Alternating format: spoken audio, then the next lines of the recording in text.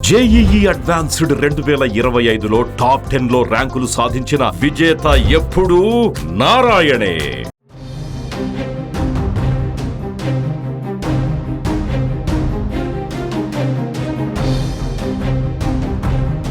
ఏపీలో డ్వాక్రా మహిళలకు ప్రభుత్వం తీపి కబురు చెప్పింది. డ్వాక్రా మహిళల పిల్లల చదువుకు భరోసా కల్పించేందుకు కూటమి ప్రభుత్వం మరో సంచలన నిర్ణయం దిశగా అడుగులు వేస్తోంది. పిల్లల చదువు కోసం ప్రభుత్వం కొత్త పథకం ప్రవేశపెట్టింది.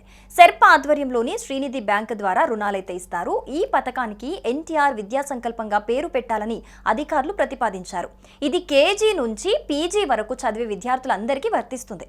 ప్రభుత్వ, ప్రైవేటు పాఠశాలలు, కళాశాలల్లో చదివే విద్యార్థులు కూడా ఈ పథకం ద్వారా లబ్ధి అయితే పొందవచ్చు. శ్రీనిధి నుంచి తీసుకున్న రుణాన్ని పిల్లల చదువు కోసం మాత్రమే ఉపయోగించాలి.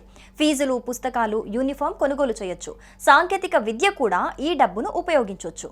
ఊరి నుండి దూరంగా ఉన్న పాఠశాలలకు వెళ్లే విద్యార్థులు సైకిల్ కొనుక్కోవడానికి కూడా అనుమతి ఉంది. డబ్బును దేనికోసం ఖర్చు చేశారో రసీదులు శ్రీనిధి అధికారులకైతే ఇవ్వాలి.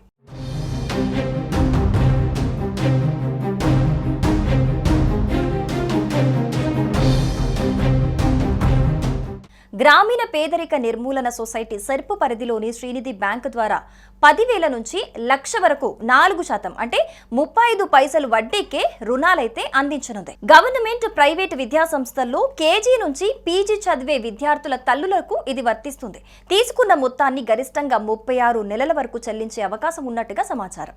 కేజీ నుంచి పీజీ వరకు ఈ పథకాన్నైతే అమలు చేయనున్నారు.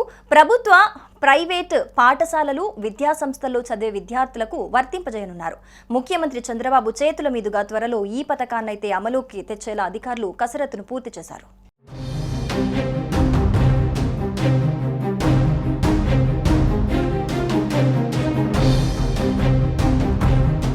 ఈ పథకానికి ఏడాదికి 200 కోట్ల ఖర్చవనున్నట్లు తెలుస్తోంది. శ్రీనిధి నుంచి రుణంగా తీసుకునే మొత్తాన్ని పిల్లల చదువుకి మాత్రమే వినియోగించాలి. వారి ఫీజు చెల్లింపులు, పుస్తకాలు, యూనిఫామ్ వంటి వాటి కొనుగోలుకు వెచ్చించొచ్చు. సాంకేతిక విద్యలో అవసరాలకు ఖర్చు చేసేందుకు అవకాశం ఉంటుంది. నివాస ప్రాంతం నుంచి దూరంగా ఉండే పాఠశాలలకు వెళ్లేందుకు సైకిళ్ల కొనుగోలుకు అనుమతిస్తారు. రుణం మొత్తాన్ని ఎందుకోసం వినియోగించామో సంబంధిత రసీదును శ్రీనిధి అధికారులకు అందించాలి. రుణ మొత్తాన్ని వాయిదాల రూపంలో చెల్లించాల్సి ఉంటుంది.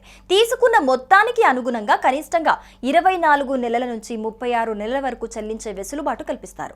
ఎన్టీఆర్ విద్యా సంకల్పం పథకానికి ఏడాదికి 200 కోట్ల రూపాయలను ఖర్చు చేసేలా అధికారులు ప్రణాళిక రూపొందించారు. ఇక మరోవైపు రాష్ట్రంలో 138 అంగన్వాడీ కేంద్రాల ఏర్పాటుకు 11.52 కోట్ల విడుదలకు ప్రభుత్వం అనుమతులిచ్చింది.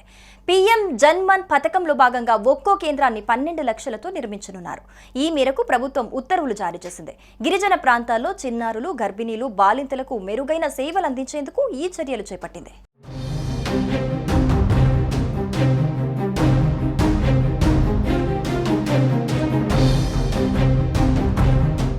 సుమన్ టీవీలో మీ పర్సనల్ అండ్ బిజినెస్ ప్రమోషన్స్ కోసం కింది నెంబర్కి కాంటాక్ట్ చేయండి.